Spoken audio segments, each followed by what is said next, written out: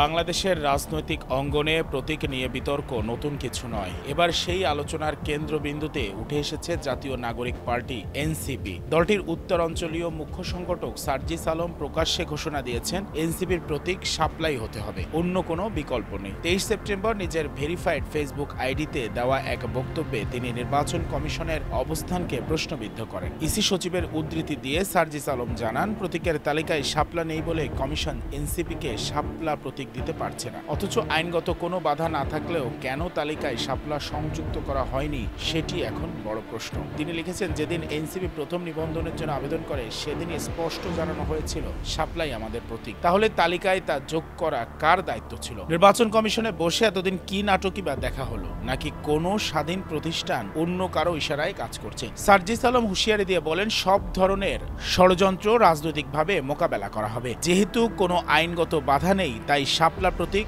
আমরাই পাবো। না হলে নির্বাচন কিভাবে হয় আর কে ক্ষমতায় গিয়ে কিভাবে সুবিধা নেয় তা আমরাও দেখে নেব।